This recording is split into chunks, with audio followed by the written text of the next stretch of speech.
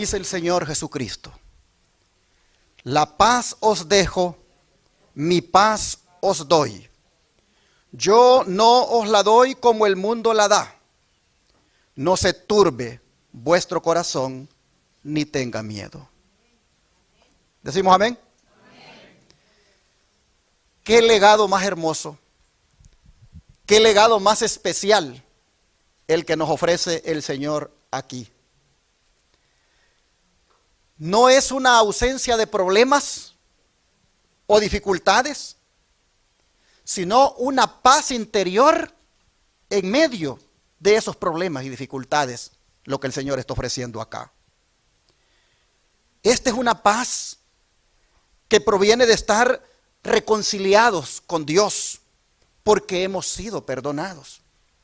Esta es una paz muy diferente a la que el mundo ofrece. El mundo ofrece una paz temporal, pero bajo amenaza. Esa paz no proviene de Dios. Y un ejemplo de esa paz que el mundo ofrece, lo vimos esta semana en la propuesta mundial que hizo el Papa Francisco en el Día Internacional de la Fraternidad Humana por la Paz Mundial y Vivir Juntos. Un día internacional promovido por él mismo y por el gran imán de Al-Azhar, Ahmad Al-Tayeb, líder de los musulmanes, para lograr la paz en el mundo, para lograr esa fraternidad humana. Él dijo lo siguiente: o somos hermanos o nos destruimos mutuamente. Pero no solo eso, también dijo: no podemos decir hermanos o no hermanos, digámoslo bien, o hermanos o enemigos. Pero ¿será que en esos términos es que se puede conseguir la paz y la fraternidad humana? ¿Tendrá razón Francisco al decir: o somos hermanos o nos destruimos mutuamente? Claro que no. Porque esas palabras no solo suenan extremistas e intolerantes, sino que hablan de destrucción. Y van acompañadas, por supuesto, de persecución. En cambio Jesús, de quien el Papa dice ser su representante, Él enseña diferente. Él dice cómo se debe tratar al que ha elegido ser nuestro enemigo. Vamos a la Biblia, Mateo capítulo número 5, versos 43 y 44. Mateo capítulo 5, versos 43 y 44.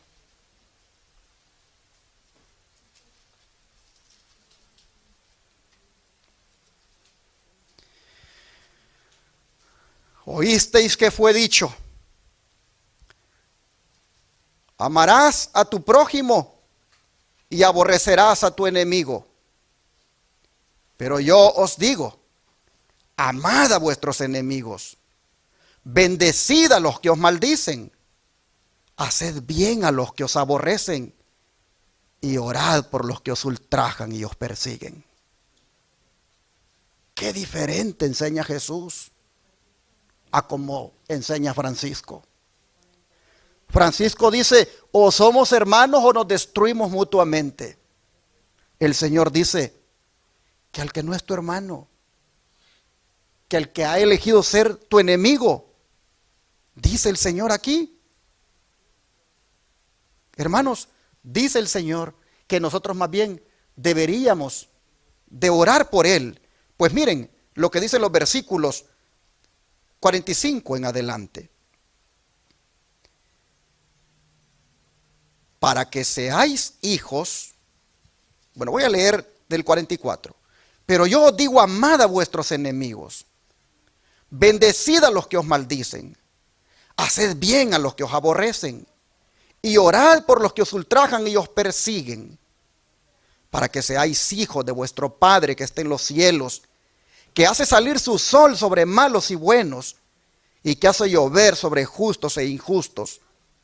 Porque si amáis a los que os aman, ¿qué recompensa tendréis? ¿No hacen también lo mismo los publicanos? Y si saludáis a vuestros hermanos solamente, ¿qué hacéis de más? ¿No hacen también así los gentiles? Mis hermanos y hermanas, aquí nosotros tenemos la exposición del segundo gran mandamiento de la segunda tabla de la ley de Dios. Aquí Jesús nos enseña que es un deber del cristiano amar ¿a quién? A sus enemigos. No significa que nos vamos a complacer con la maldad del enemigo, claro que no. Sino que hemos de desearles toda clase de bien. E incluso complacernos en lo que tengan de agradable y encomiable. Debemos, hermanos, al enemigo no solo tenerle compasión, sino también tener buena voluntad hacia ellos. Pues no nos olvidemos, hermanos, que Dios también nos amó cuando nosotros éramos sus enemigos. Ahora aquí se nos dice en estos textos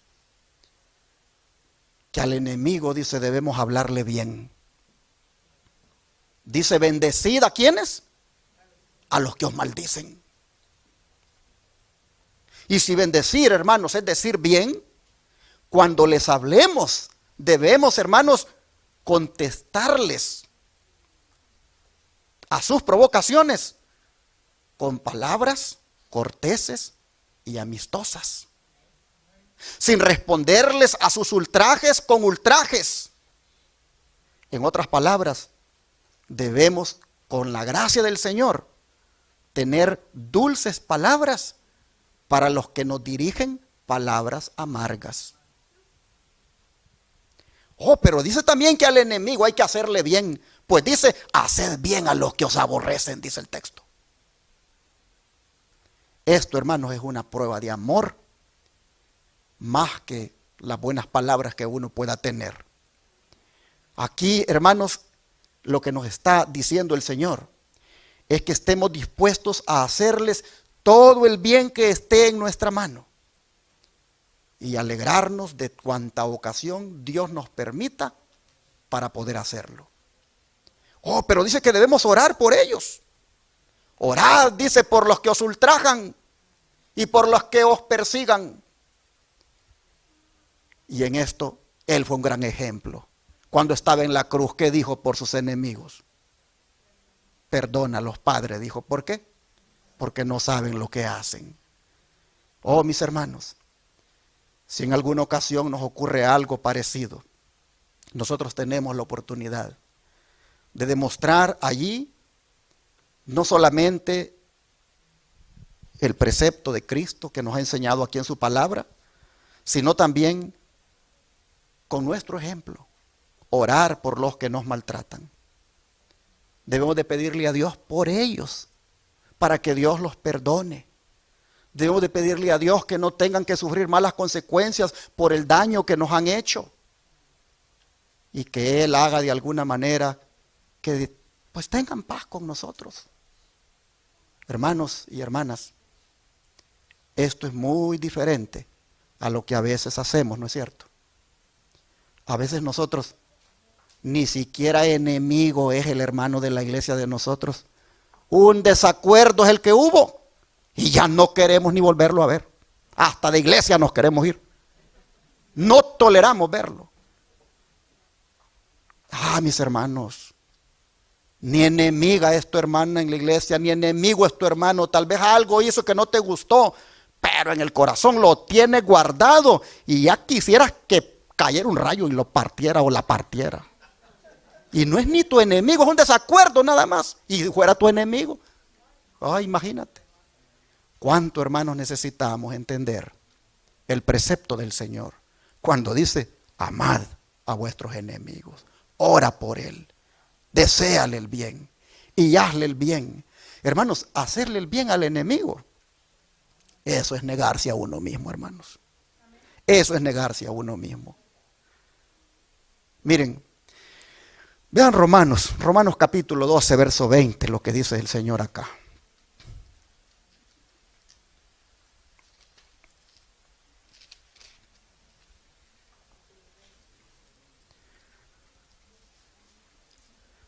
Dice Romanos 12, verso 20.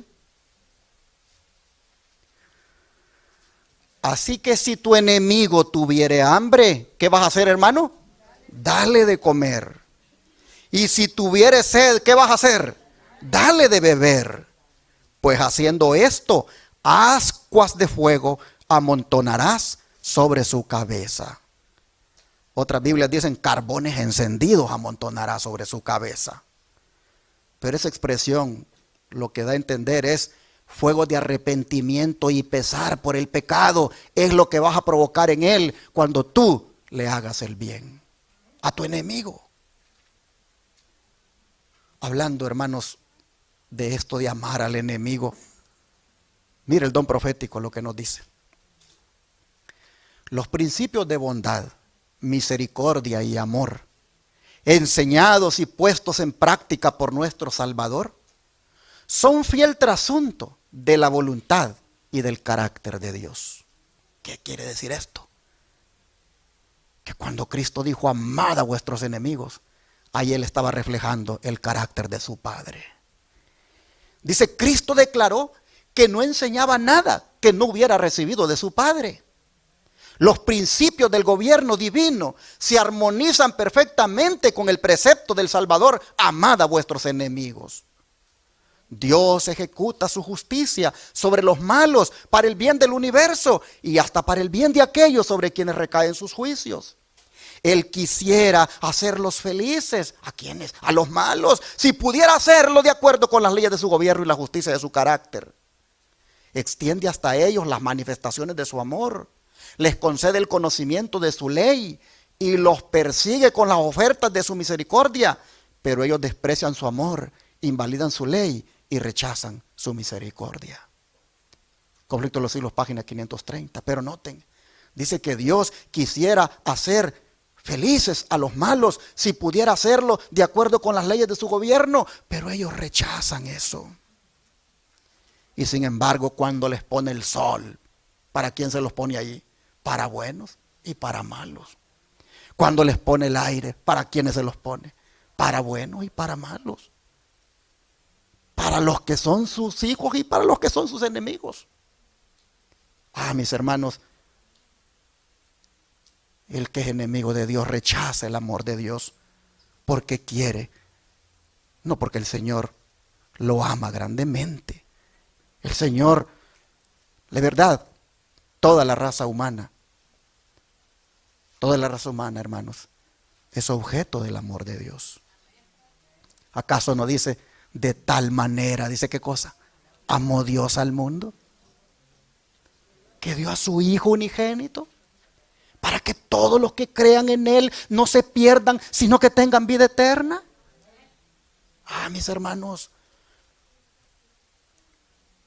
Pero saben, aunque los hombres malos rechacen el amor de Dios, eso no nos faculta a nosotros, mis hermanos, para que no los amemos.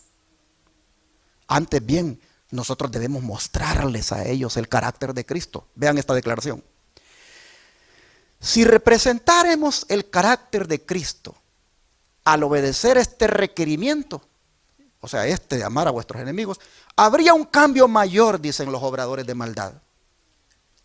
Muchas almas se convencerían de su pecaminosidad y se convertirían por las impresiones hechas en ellos, porque no nos ofendemos por las acciones impías de quienes están controlados por las agencias satánicas.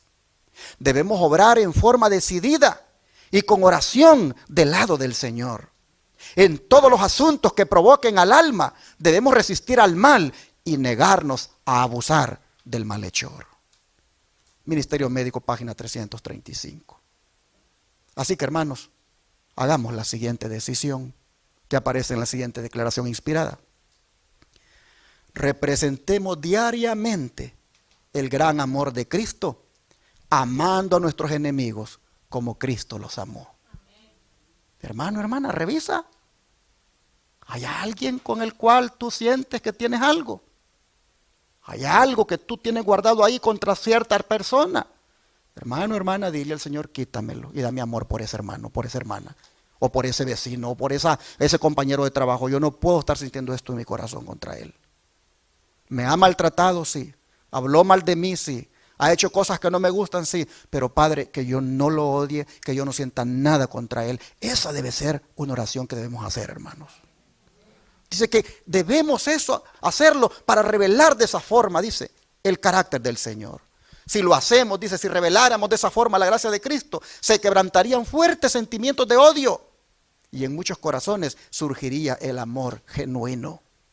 Se verían muchas más conversiones de lo que ocurren ahora. Es cierto, dice, nos costaría algo hacerlo.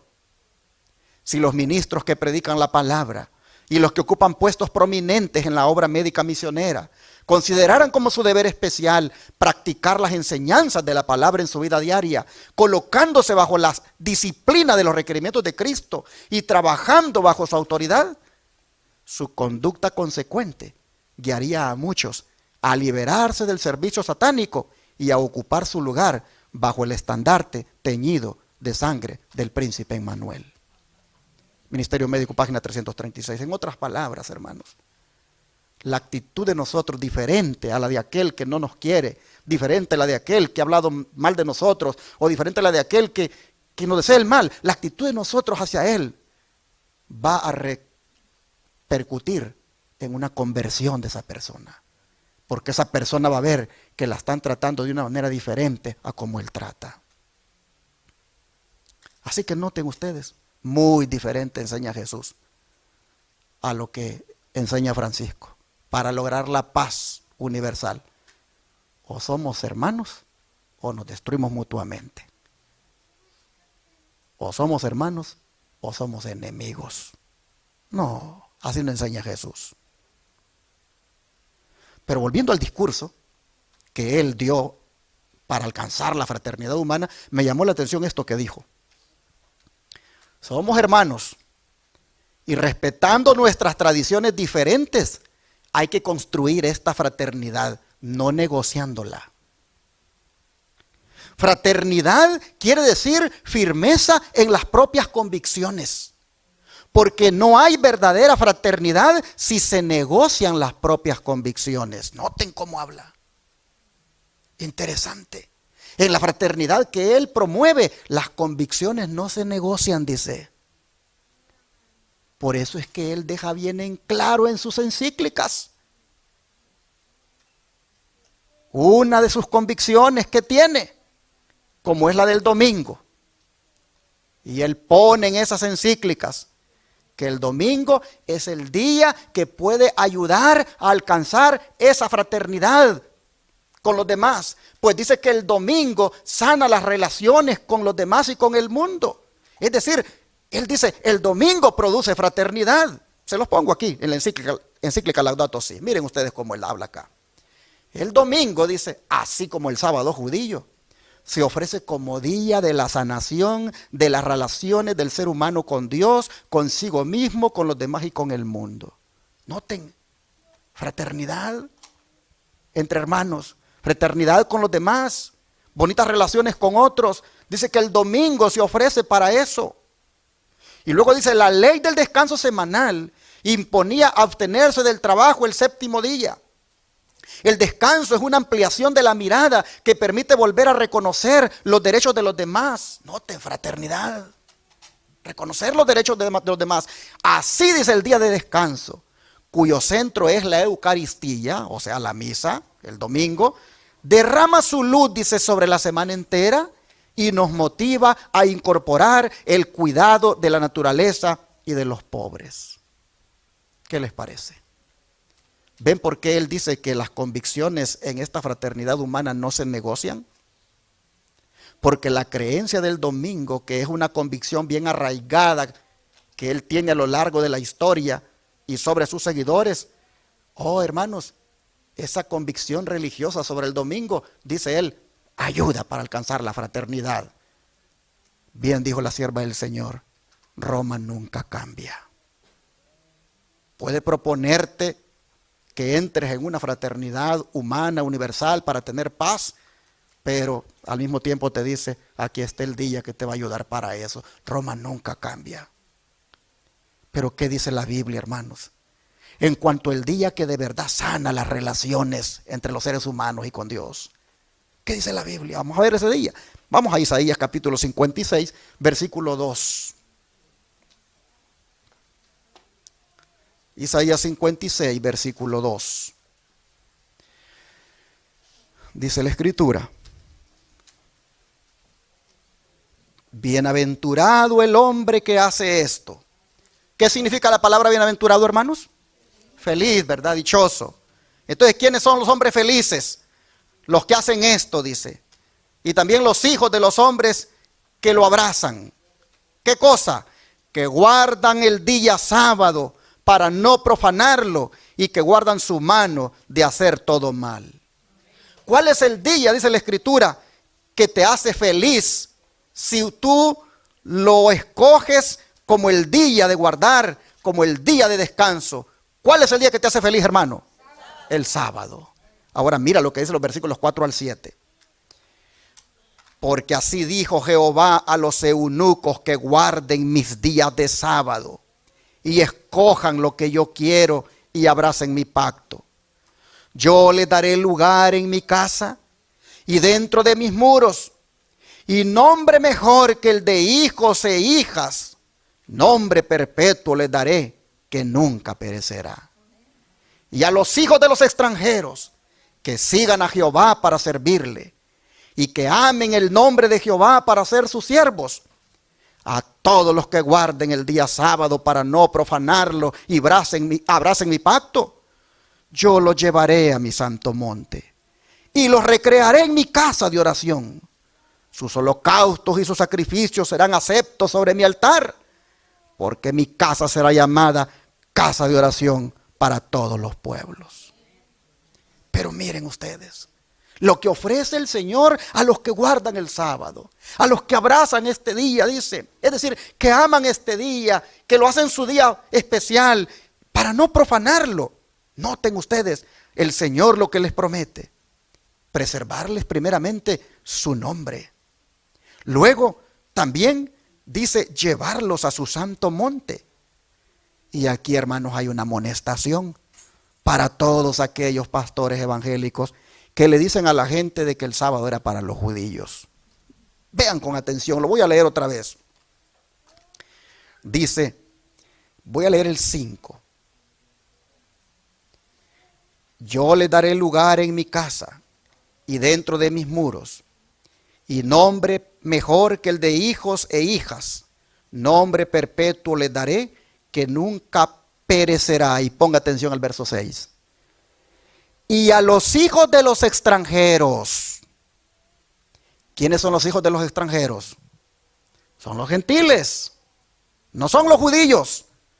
Noten, a los hijos de los extranjeros que sigan a Jehová para servirle y que amen el nombre de Jehová para ser sus siervos, a todos los que guarden el día sábado para no profanarlo y abracen mi pacto, yo los voy a llevar a mi santo monte y en mi casa los voy a recrear. Ah, hermano pastor evangélico, tú que le dices a tu congregación que el sábado era para los judíos, lee bien. Aquí dice a los hijos de los extranjeros, es decir, a los que no son judíos, pero que abracen el sábado. En otras palabras, los gentiles que abracen el sábado, se propongan guardarlo. El Señor les promete que los va a recrear en su casa. Oh, hermanos y hermanas, este es el día más bonito de la semana. Este es el día verdadero que Dios ha dicho que lo guardemos, que lo amemos, para que nos recreemos, para que nos gocemos, para que nuestro nombre se preserve. Mire lo que dice el don profético, hablando de esta observancia del sábado. La observancia del sábado, dice, entraña grandes bendiciones. Y Dios desea que el sábado sea para nosotros un día de gozo. ¿Cuántos están contentos aquí? A ver, que el pueblo de Dios que está en otra parte escuche que estamos gozosos. ¿Cuántos estamos gozosos en este sábado, hermanos? Estamos contentos, hermanos, estamos felices. Este es el día más alegre. Y no necesitamos que hayan aquí baterías que hagan ruido. No, el corazón de nosotros está lleno de gozo en este día. Dice, la institución del sábado fue hecha con gozo, dice. Dios miró con satisfacción la obra de sus manos. Declaró que todo lo que había hecho era bueno en gran manera. El cielo y la tierra se llenaron de regocijo cuando alababan todas las estrellas del alba y se regocijaban todos los hijos de Dios, dice Job 38:7. Aunque el pecado, dice, entró en el mundo para mancillar su obra perfecta, Dios sigue dándonos el sábado como testimonio de que un ser omnipotente, infinito en bondad y misericordia, creó todas las cosas. Nuestro Padre Celestial desea, por medio de la observancia del sábado, conservar entre los hombres el conocimiento de sí mismo. Hermanos y hermanas, a través de guardar el sábado, a través de la observancia del sábado, Dios dice, se ha preservado que los hombres lo conozcan. Desea, dice, que el sábado dirija nuestra mente a Él como el verdadero Dios viviente y que por conocerle tengamos vida y paz. Consejos para la Iglesia, página 471. Así, hermanos, vemos nosotros que la gran bendición que Isaías prometía a los que guardaran el sábado, el don profético dice que sigue todavía, hermanos, estando para toda la raza humana. Es un día de gozo el sábado. Es un día que sana las relaciones con Dios y con los hombres. Sigue diciendo el don profético, el sábado del Señor ha de ser hecho una bendición para nosotros y para nuestros hijos. Ellos han de considerar el sábado como un día de delicia, un día que ha santificado Dios. Y así lo considerarán si son debidamente instruidos. Los padres pueden señalar las flores en el capullo y los capullos abiertos, los elevados árboles y las bellas briznas de hierba, y enseñar que Dios hizo todas estas cosas en 6 días y descansó en el 7º y lo bendijo. En esta forma, dicen los padres, pueden dedicarse con afán a instruir a sus hijos, de modo que cuando ellos contemplen las cosas de la naturaleza, recuerden al gran creador de todas ellas. Sus pensamientos serán elevados al Dios de la naturaleza, llevados a la creación de nuestro mundo, cuando se establecieron los fundamentos del sábado, y todos los hijos de Dios clamaron de gozo. En Lugares Celestiales, página 154. La verdad, hermanos, somos bendecidos nosotros cuando el sábado podemos apreciar las obras de nuestro Dios y podemos reconocer que todo lo que está en este mundo es porque Dios lo hizo. Aquí nosotros por eso nos juntamos cada sábado para adorarlo y glorificarlo, porque Él es el dueño de todo. Y así, con estas declaraciones que les he compartido, refutamos el aserto papal en cuanto al domingo, ese que Él dice que es el que puede ayudar para esa fraternidad. Ahora, hermanos, es posible que alguien diga, ¿y por qué cuestionan el esfuerzo del Papa en lograr la fraternidad y la paz humana? ¿Qué hay de malo?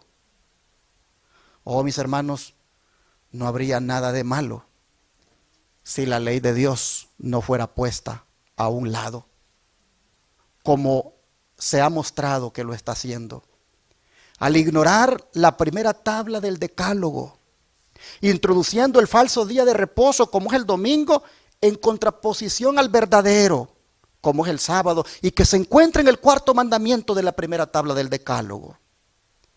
Como también ignora la ley de Dios en la 2ª tabla del decálogo, que tiene que ver con nuestro amor al prójimo, al decirle al mundo que si no somos hermanos, entonces somos enemigos y por ende nos destruimos. En otras palabras, mis hermanos, la fraternidad humana de Francisco es una fraternidad sin ley divina, sin Dios y sin Cristo. Y no puede haber paz sin la ley de Dios. El salmista lo dice bien claro. Vamos al Salmo 119, versículo 165.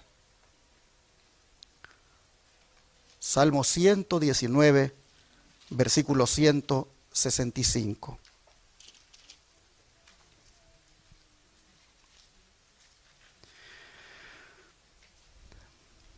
Dice, mucha paz. ¿Cuánta paz? Mucha.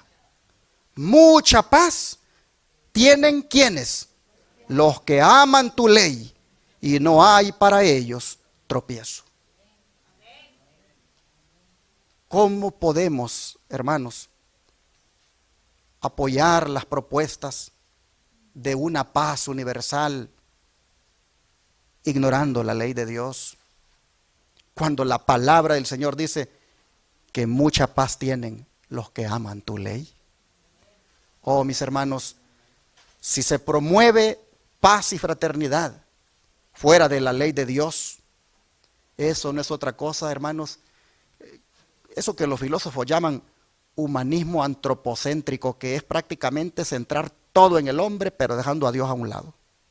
Y eso es básicamente lo que está haciendo este movimiento, promoviendo, repito, un humanismo antropocéntrico, una fraternidad humana sin Dios y sin ley. Hermanos y hermanas, eso a lo único que va a conducir es a la perdición eterna. Porque el que está promoviendo esto, la Biblia lo llama el hijo de perdición.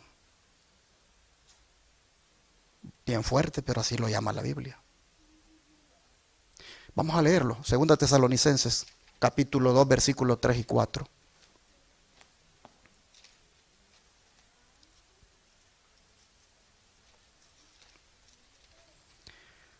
Segunda Tesalonicenses, capítulo 2, versículos 3 y 4.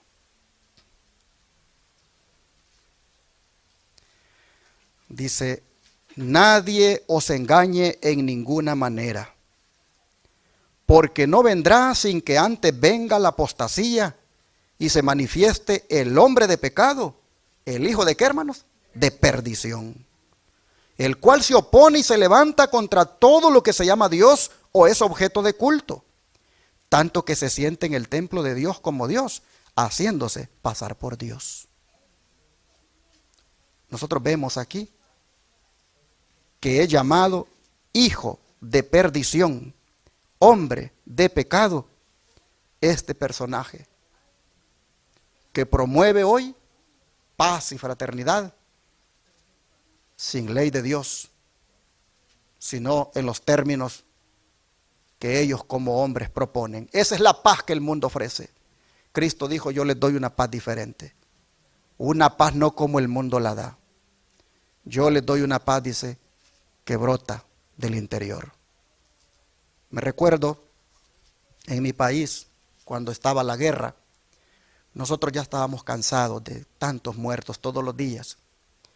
Y yo, que me estaba prácticamente apenas ahí criando, era un jovencito, pues sufría mucho de enfrentamientos seguidos y anhelábamos la paz. Hasta que un día salieron los supuestos acuerdos de paz y ya no más guerra. Bueno, aparentemente pues ya había llegado la paz, pero vimos nosotros que se acabaron los enfrentamientos entre los guerrilleros y el ejército, pero ahora brotaron las pandillas y estos vinieron y pusieron otro tipo de guerra. Entonces vemos que la paz que el hombre da no es como la que Jesús da, porque la paz que Jesús da es la que tiene que ver con un cambio en el corazón del ser humano, no con acuerdos entre hombres, acuerdos políticos o propuestas que los hombres hagan. Cristo dijo: yo no doy esa paz. Hermanos, aquí es llamado al que está proponiendo esta paz en este tiempo, esta fraternidad humana, aquí es llamado hijo de perdición, hombre de pecado, que se hace pasar por Dios, se levanta contra todo lo que se llama Dios o es objeto de culto, hasta se sienta en el templo de Dios, dice. Hoy no hay tiempo, pero ya he predicado anteriormente de maneras como él lo ha hecho, el papado. El don profético, hablando de esto, mire lo que dice: hubo uno señalado en la profecía como el hombre de pecado. Acá acabamos de leer que Pablo le llama el hombre de pecado. Pues dice la sierva del Señor, Elena White, hay uno señalado en la profecía como el hombre de pecado. Este, dice, es el representante ¿de quién? De Satanás. Aceptando, dice, las sugestiones de Satanás acerca de la ley de Dios, que es tan inmutable como el trono divino. Aparece este hombre de pecado y manifiesta ante el mundo que Él ha cambiado la ley y que el primer día de la semana es ahora el día de reposo y no el séptimo día. Lo acabamos de leer, se las acabo de poner la encíclica Laudato Si, donde Él dice, el domingo es como el sábado judío, dice. Y así como Dios ordenaba, dice, que descansaran el séptimo día, así es el domingo, el que lo guarda, de la misma manera, alcanza esa sanidad en sus relaciones. Pues aquí la sierva de Dios dice, ¿qué hace esto? Es, dice, hombre de pecado, es representante de Satanás y engaña al mundo, porque manifiesta ante el mundo que Él ha cambiado la ley y que el primer día de la semana es ahora el día de reposo y no el séptimo día. Y luego dice, profesando infalibilidad, exige el derecho de cambiar la ley de Dios para adaptarla según sus propios fines. Miren ustedes. Voy a alcanzar la fraternidad humana. Voy a llamar al mundo, a los políticos o a los religiosos que entren en esta fraternidad humana. Pero les voy a meter aquí que el domingo es necesario que lo guarden. Oh, hermanos, voy para atrás. Dice que cambia la ley de Dios para adaptarla según sus propios fines. Porque ya leímos que el verdadero día que sana las relaciones solo es el santo sábado. Dice que al hacerlo de meter el domingo en vez del sábado, se exalta por encima de Dios y deja que el mundo deduzca que Dios es falible. Si fuera cierto que Dios hizo una forma de gobierno que necesita ser cambiado, esto demostraría sin duda su falibilidad. Es decir, que cambia, que el Señor es cambiante. Pero Cristo declaró, dice, que ni una jota ni una tilde perecerían mientras los cielos y la tierra permanecieran. A ver, hermanos, ¿dónde está el cielo? Ahí está. ¿Dónde está la tierra? Aquí estamos viviendo. Entonces ni una jota ni una tilde de la ley de Dios ha desaparecido. Todo sigue siendo válido. Y luego dice, la obra que Él vino a hacer fue precisamente exaltar esa ley y mostrar a los mundos creados y al cielo que Dios es justo y que su ley no necesita ser cambiada. Pero aquí está el hombre, dice, que es la mano derecha de Satanás, listo para continuar con la obra que Satanás comenzó en el cielo. Esto es, tratar de enmendar la ley de Dios. Y el mundo cristiano, dice, ha aprobado sus esfuerzos adoptando este hijo del papado, la institución del domingo. ¿Cómo le llama la sierva del Señor al domingo? ¿Hijo de quién? Del papado. Los cristianos, dice, lo han prohijado y continuarán haciéndolo hasta que el protestantismo le extienda la mano de camaradería al poder romano. Y luego se va a decretar una ley más adelante en contra del día de reposo de la creación de Dios. Y entonces será que Dios va a hacer su extraña obra, su extraña operación en la tierra. Dios, dice, ha tolerado por largo tiempo la perversidad de la raza humana. Ha tratado de ganárselos. Pero llegará el tiempo cuando llenarán la copa de su iniquidad. Y entonces Dios va a actuar. Este tiempo, dice la sierva del Señor, casi ha llegado. Dios lleva un registro de las naciones y los cálculos han aumentado contra ellos en los libros del cielo. Y cuando se decrete una ley de que la transgresión del primer día de la semana será castigada, entonces dice, esa copa va a estar llena.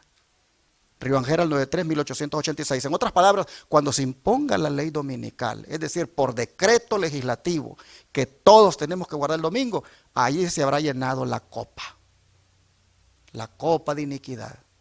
Y hermanos, entonces se acabará la misericordia para este mundo y las plagas caerán.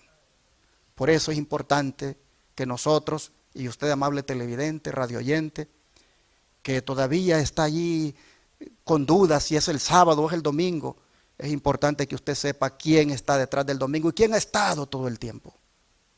Es este hijo de pecado, este hijo de perdición, esta mano derecha de Satanás, este representante de Satanás, el papado. No hay otra manera de decirlo. Por eso Colosenses 2:1 es importante leerlo ahora. Colosenses capítulo 2, verso 1.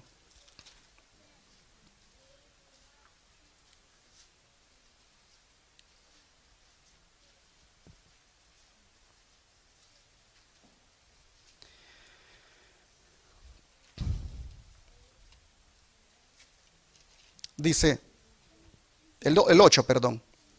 Mirad que nadie os engañe por medio de filosofías y huecas sutilezas, según las tradiciones de los hombres, conforme a los rudimentos del mundo y no según Cristo. 2:8, Colosenses 2:8. Noten ustedes, mirad que nadie os engañe por medio de filosofías y huecas sutilezas. En esta fraternidad humana hay hueca filosofía, hay hueca sutileza, hay prácticamente ofreciendo una paz al hombre sin ley divina, y eso no es aprobado por el Señor. Por eso la amonestación de parte del don profético sigue llegando de la siguiente manera. El hombre de pecado, dice la sierva de Dios, se ha exaltado contra Dios, sentándose en el templo de Dios y presentándose como si fuera Dios. Ha pisoteado el gran memorial de la creación de Dios, establecido para conmemorar su obra creadora. Y en su lugar ha presentado al mundo un día común de trabajo. Este día lo ha establecido como un día de reposo rival para ser observado y honrado. De esta manera el mundo se ha vuelto contra Dios, porque Él santificó su día de reposo. Pero aunque todos los miembros de la familia humana aceptaran este hijo del papado, en ninguna manera invalidaría el santo sábado de Jehová. Los que aceptan el falso día de reposo exaltan al hombre de pecado y atacan el gobierno de Dios. Pero el hombre de pecado no podrá anular lo que Dios ha declarado que permanecerá para siempre. La obra que debe hacerse ahora en nuestro mundo es exaltar la ley del Señor y llamar a ella la atención de la gente. El tiempo ha llegado cuando la verdad debe ser proclamada contra la falsedad y el error. Riván Herald 26.7, 1898. Por eso es que aparecemos con estos mensajes de actualidad. Porque tenemos de alguna manera, hermanos, que proclamar la verdad y dejar bien en claro la falsedad y el error. Te aseguro que ninguna iglesia hace esto. Todos aceptan lo que venga de Roma. Pero Dios se levantó un pueblo para este tiempo del fin, para que sin temor levantara en alto la verdad. Y por eso nosotros, como dice la sierva del Señor, ahora que ha llegado el tiempo, hermanos, proclamamos la verdad contra esa falsedad y error. Sigue diciendo, ¿cómo ha estimado Dios el poder papal? Los papas, dice, se han ensalzado por encima del Dios del cielo, por la forma en que han tratado la palabra divina. Esta es la razón por la que en la profecía se especifica al poder papal como el hombre de pecado. Satanás, dice, es el originador del pecado. El poder que hace que se altere cualquiera de los santos preceptos de Dios es el hombre de pecado. El poder papal ha hecho precisamente esta obra bajo la dirección especial de Satanás. Aunque los que están a la cabeza del papado pretenden tener gran amor por Dios, Él los considera como que lo aborrecen. Han convertido la verdad de Dios en mentira. Adulterar los mandamientos de Dios y colocar en su lugar tradiciones humanas, eso es la obra de Satanás. Así dice, se aparta al mundo religioso de Dios, pues Él declara, yo soy Jehová tu Dios, fuerte, celoso, que visito la maldad de los padres sobre los hijos, hasta la tercera y cuarta generación de los que me aborrecen.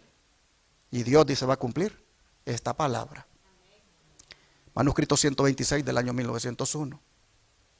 Hermanos y hermanas, tenemos que predicar esto, porque necesitamos que la gente conozca la verdad. La gente debe saber por la televisión, por la radio y por todos los medios cuál es la verdad de Dios. Porque por todos los medios de comunicación se propaga el error y la falsedad. Ahora, ¿por qué otra razón predicamos esto? ¿Por qué otra razón venimos y damos esta advertencia de lo que está sucediendo? Por esto que les pongo acá. Porque el mundo y las iglesias se unen en armonía para transgredir la ley de Dios. Arrancar el memorial de Dios y exaltar un día de reposo que lleva la firma del hombre de pecado. ¿Acaso el pueblo a quien Dios ha honrado, bendecido y prosperado se niega a dar testimonio en nombre del memorial de Dios en el mismo momento en que se debe dar ese testimonio. Mensajes Selectos, volumen 2, página 385. En el mismo momento, hermanos, cuando se propague el error, Dios tiene un pueblo para que levante la verdad, para que propague la verdad. Y por eso dice el Señor, pues ha bendecido a su pueblo, lo ha honrado y lo ha prosperado. Y por lo tanto, no nos podemos negar, hermanos. No nos podemos negar a dar este testimonio. Sigue diciendo, es en este tiempo que el verdadero sábado debe ser presentado al pueblo con pluma y voz. No permitan que los que tienen la verdad, como es en Jesús, sancionen incluso con su silencio la obra del misterio de la iniquidad, que nunca dejen de dar la nota de alarma. Mensajes Selectos, volumen 2, página 369. El otro día alguien se enojó y puso ahí en el canal de YouTube unas cosas ahí muy enojado en contra de nosotros. Y dijo que nosotros estábamos acarreando la persecución para los adventistas de una manera innecesaria. Porque estábamos prácticamente denunciando la apostasía del papado, y eso lo único que vamos a acarrear es que ni los católicos se pasen a la iglesia adventista, sino que más bien la persigan, y que estábamos haciendo un gran mal. Eso es lo que pasa cuando no lees, mi hermano, si me estás escuchando. Eso es lo que pasa cuando no lees el espíritu de profecía. Porque si leyeras el espíritu de profecía, aquí dice que este es el tiempo que el verdadero sábado debe ser presentado al pueblo con pluma y con voz. Y que no permitan que los que tienen la verdad, como es en Jesús, sancionen con su silencio la obra del misterio de iniquidad. Que nunca se deje dar la nota de alarma. Hermanos, estamos dando una nota de alarma. Estamos diciéndole al mundo que pongan atención a esas palabras de la fraternidad humana. O somos hermanos o somos enemigos. O somos hermanos o nos destruimos mutuamente. Cuidado. Allá hay extremismo, allá hay intolerancia. Eso va contra la palabra de Dios. Sigue diciendo el don de profecía. En el tiempo mismo en que vivimos, el Señor ha llamado a su pueblo y le ha dado un mensaje para presentar. Lo ha llamado a exponer la maldad del hombre de pecado, que ha hecho de la ley del domingo un poder distintivo, que ha pensado en cambiar los tiempos y la ley, y ha oprimido al pueblo de Dios, que se mantiene firme para honrarlo y guardar el único verdadero día de reposo, el sábado de la creación, como santo para el Señor. Testimonios para los ministros, páginas 117 a la 118. En este mismo tiempo en que vivimos, el Señor ha llamado a su pueblo. Hermanos y hermanas, ahora esta fraternidad humana que se está promoviendo para lograr la paz, esto va a ser un desafío para nosotros. Esto va a ser un desafío para el remanente de Apocalipsis 12:17. Ese que guarda los mandamientos de Dios y tiene el testimonio de Jesucristo. Va a ser un desafío, hermanos, porque si no nos unimos en los términos que se propone, si no nos unimos, hermanos, con todo lo que eso involucra, como es la aceptación del domingo, hermanos, nos puede pasar a nosotros lo que le pasó a la iglesia de Gran Bretaña. No sé cuántos de ustedes saben lo que le pasó a la iglesia de Gran Bretaña. Miren, se los voy a poner acá para que vean lo que el papado hizo cuando promovía la paz. Hay que poner atención, hermanos, a estas cosas, porque el papado no ha cambiado, Roma no cambia. Aquí se los pongo. Roma, dice, había puesto los ojos en Gran Bretaña y resuelto someterla a su supremacía. En el siglo VI, sus misioneros emprendieron la conversión de los sajones paganos. Recibieron favorable acogida por parte de los altivos bárbaros, a quienes indujeron por miles a profesar la fe romana.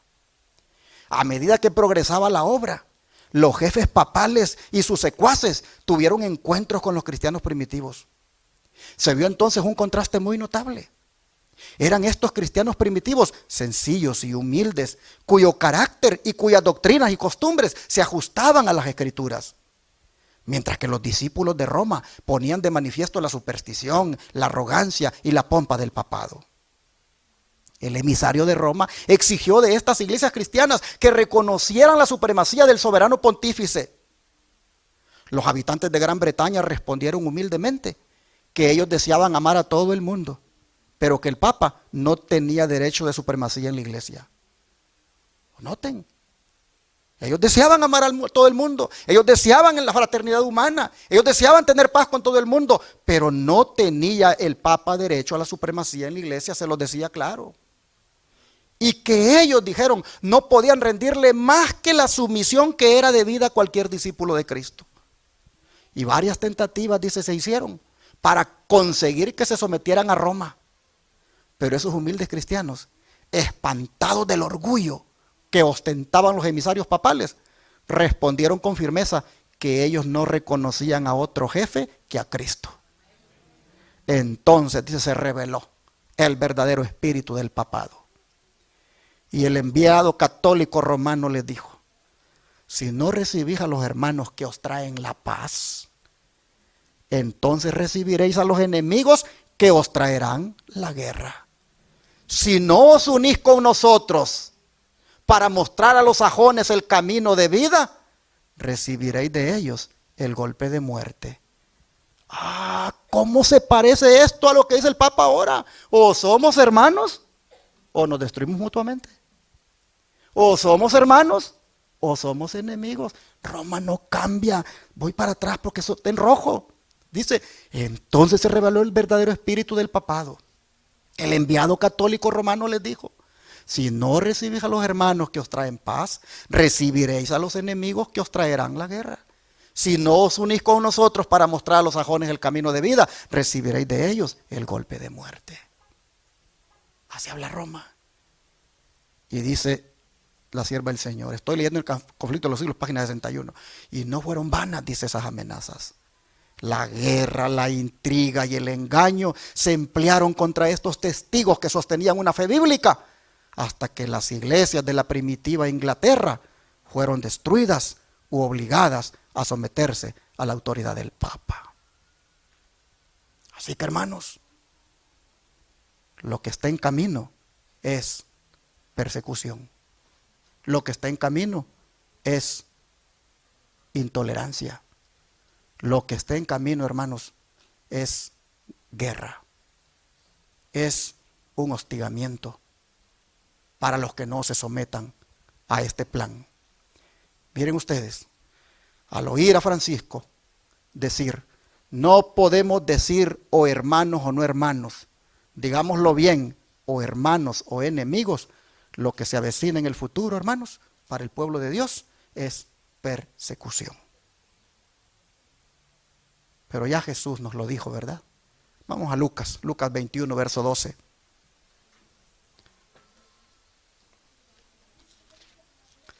Lucas 21, versículo 12.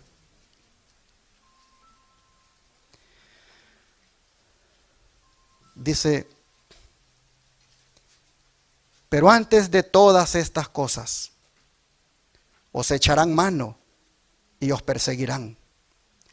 Y os entregarán a las sinagogas y a las cárceles, y seréis llevados ante reyes y ante gobernadores por causa de mi nombre. ¿Qué va a pasar, hermanos? Dice que algunos seremos echados en la cárcel, seremos perseguidos, otros seremos llevados a concilios religiosos, compareceremos ante reyes y gobernantes por causa del nombre de Jesús. Pero aquí el Señor dice claro, los van a perseguir y algunos los van a echar en la cárcel. Ahora va a haber una actitud y una cualidad que nosotros, hermanos, debemos mostrar cuando esto ocurra. Y esa se encuentra en Mateo 10, versículo 12. Mateo capítulo 10, versículo 22. Mateo 10, 22. Dice el Señor, y seréis aborrecidos de ¿cuántos, hermanos? De todos, por causa de mi nombre. Mas el que persevere hasta el fin, este será salvo. ¿Qué es lo que se va a requerir de nosotros, hermanos? Perseverancia. ¿Sabe lo que significa perseverancia? Significa aguante, significa resistencia, significa, hermanos, mantenerse avanzando. Como cuando un atleta tiene que llegar a la meta, pero necesita perseverar para llegar. Así también nosotros. Se nos va a presentar el obstáculo de la persecución en el camino, pero va a ser necesario que perseveremos. Y los que perseveren, dice el Señor, ¿qué cosa? Serán salvos. Hermanos y hermanas, no está nada fácil lo que se viene. No sabemos en qué momento de la historia aparecerá la persecución. Pero perseverancia, hermanos, perseverancia es lo que el Señor demanda. Y los que lo hagamos, finalmente seremos salvos. Aquí, hermanos, lo que queda es aplicar lo que dijo la lectura bíblica de Apocalipsis 14, verso 12. Apocalipsis 14, verso 12.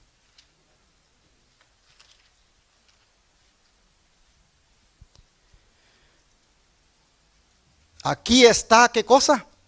La paciencia de los santos, los que guardan los mandamientos de Dios y la fe de Jesús. Hermanos y hermanas, la paciencia de los santos. En otras palabras, la perseverancia de los santos. El aguante de los santos. Aquí está el aguante de los santos. En guardar, ¿qué cosa? Los mandamientos de Dios y la fe de Jesús. En otras palabras, mis hermanos, tener esa fe que Jesús tuvo. ¿Se acuerdan ustedes? La Biblia dice que afirmó su rostro, dice, para ir ¿a dónde? A Jerusalén. ¿Y qué le esperaba en Jerusalén? La muerte, pero afirmó su rostro. Y hermanos, eso es lo que nosotros debemos también tener, afirmar el rostro. Es decir, estar decididos a avanzar independientemente de cómo se mire el panorama. Hay que perseverar en guardar los mandamientos de Dios. Hoy, cuando se propone un día falso de reposo en esta fraternidad humana, nosotros tenemos que perseverar en guardar siempre el santo sábado. Hay que perseverar en guardar los mandamientos de Dios. Aquí está la perseverancia. Y el don profético dice, la iglesia papal dice, no abandonará nunca su pretensión a la infalibilidad.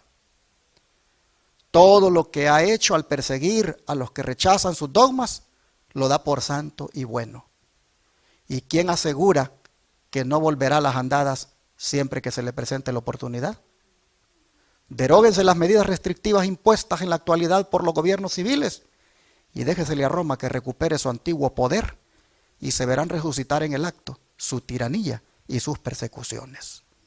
Conflicto inmanente, página 49. De manera, mis hermanos, que persecución a la vista es lo que hay contra el remanente, pero perseverancia en la verdad es lo que Dios demanda. Ahora debemos tener claro algo, y es que en todo esto, hermanos, no vamos a estar solos.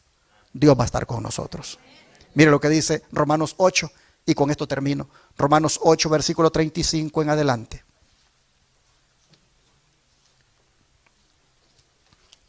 Romanos 8, versículos 35 en adelante, nos dice de la siguiente manera. 35 al 39. Romanos 8, 35 al 39. Dice, ¿quién nos separará del amor de Cristo? ¿Tribulación o angustia? ¿O persecución o hambre o desnudez o peligro o espada? Como está escrito, por causa de ti somos muertos todo el tiempo. Somos contados como ovejas de matadero. Antes en todas estas cosas, somos más que vencedores por medio de aquel que nos amó. Por lo cual estoy seguro de que ni la muerte ni la vida, ni ángeles ni principados, ni potestades, ni lo presente ni lo porvenir, ni lo alto ni lo profundo, ni ninguna otra cosa creada, nos podrá separar del amor de Dios que es en Cristo Jesús, Señor nuestro? Y así, hermanos, nada nos va a separar del amor de Dios. Ni la angustia que pueda venir, ni la persecución, ni el hambre, ni la espada. Todas las amenazas que se ofrecen a cambio de entrar en esa paz, a cambio de entrar en esa fraternidad, todas esas amenazas, si se cumplen para con nosotros, por mantenernos fieles a la ley de Dios, hermanos y hermanas, todas esas amenazas, aunque se cumplan, Dios nos va a dar una fortaleza para poder aguantarlas. Lo que venga sobre nosotros, hermanos, no importa, siempre y cuando eso glorifique el nombre de Dios. Si con que me lleven a la cárcel, el nombre de Dios va a ser glorificado, que me lleven. Si con que me maten, con eso el nombre de Dios va a ser glorificado, que me maten. No habrá temor de nada, porque Jehová estará con nosotros. Que Dios nos bendiga.